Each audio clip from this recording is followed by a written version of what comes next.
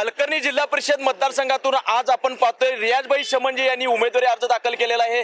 गेल्या कित्येक वर्षापासून रियाजभाई शमंजे हे हलकर्णी आणि हलकर्णी परिसराच्या विकासासाठी झटत आहेत, प्रयत्न करत आहेत आणि आज आपण पाहिलं तर त्यांनी उमेदवारी अर्ज हा दाखल केलेला आहे। त्यांच्याकडे शिवसेनेचं कोल्हापूर जिल्हा सहसंपर्क प्रमुख पद आहे, त्याचा अनुभव आहे। याशिवाय कॉलेजच्या माध्यमातून शैक्षणिक क्षेत्रातील कामाच्या माध्यमातून हलकर्णी जिल्हा परिषद मतदारसंघाच्या विकासाच्या अजेंडा घेऊन त्यांनी हा फॉर्म दाखल केलेला आहे। काय सांगाल साहेब, गेल्या अनेक वर्षापासून हलकर्णी जिल्हा परिषद मतदारसंघ एकच टार्गेट ठेवून काम केलेला आहात, अनेक विकासाची कामं तिथे तुमच्या माध्यमातून झालेली आहेत आणि आज आपण उमेदवारी अर्ज दाखल करून तुम्ही निवडणुकी लढण्यासाठी सज्ज झालेला आहात। खरं म्हणजे हलकर्णी जिल्हा परिषदेमध्ये निवडणूक एकच ठरवून लढवण्याचा विषय असा झालेला आहे।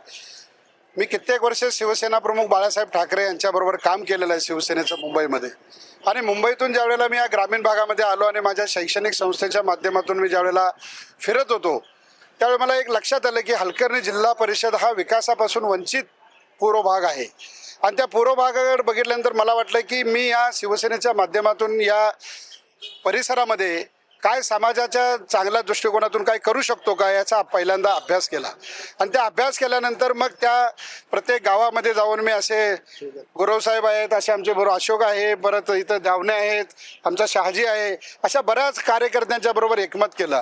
आणि एकमत केल्यानंतर असं लक्षात आलं की ह्या जिल्हा परिषदेमध्ये विकास करायचा असेल तर कोणत्याही पद्धतीनं निवडणूक लढवणं अत्यंत गरजेचं आहे।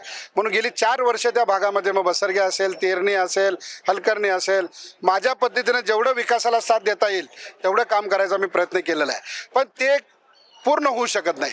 पूर्ण जिल्हा परिषदेचा जर विकास करायचा असेल तर त्याला राजकारणाची आणि निवडणुकीची साथ अत्यंत गरजेची आहे, आणि ह्या त्या पद्धतीने जर मी गेलो तर माझ्याबरोबर असणाऱ्या या सर्व लोकांना मी नागरिकांना न्याय देऊ शकतो। म्हणून ही जिल्हा परिषद निवडणुकीचा मानस मी बांधलेला आहे, आणि मी हा एकट्याच्या जीवावर नाही आणि माझा याच्यामध्ये कोणताही रोल नाही। हे असे असंख्य कार्यकर्ते, त्या कार्यकर्त्यांच्या बळावर, कार्यकर्त्यांच्या ताकदीवर आणि कार्यकर्त्यांनी सांगितलेल्या मनोबलावर मी निवडणूक लढवायला उभा आहे। नुसताच रियाजभाई शमंजे निवडणूक लढवायला उभा नाही आहे। कार्यकर्त्यांनी तुम्हाला आग्रह केलेला आहे की तुम्ही निवडणूक लढवावी, आणि आग्रह करण्यापेक्षा सुद्धा मी असं म्हणेन की कार्यकर्त्यांना वाटतं की तिथं रियाजभाई शमंजे सारखा एक नवा चेहरा आला तर कदाचित त्या हलकर्णी जिल्हा परिषदेचा चेहरा मोहरा बदलून जाईल, म्हणून त्या कार्यकर्त्यांनी आणि सगळ्या माझ्या हितचिंतकांनी मला निवडणूक लढवण्यासाठी पुढे पाऊल टाकायला सांगितलं। एकंदरीत तुमच्या सोबतचे कार्यकर्ते सोडून सर्वसामान्य जनता तुमच्या मागे कशी राहील वाटते तुम्हाला? माझ्या कार्यकर्त्यांच्या बरोबर त्याच्या गावातील सर्वच समाजातली लोक त्यांच्या बरोबर आहेत, म्हणूनच हे धाडस मी केलेलं आहे। आणि आता आपण कुठलं काय असं निर्णय घेऊन किंवा शक्ती दाखवण्यासाठी इथं आलो नाही, फक्त निवडणुकीचा फॉर्म भरणं हा मेसेज टाकल्यानंतर एवढी लोक इथपर्यंत पोहोचू शकतात।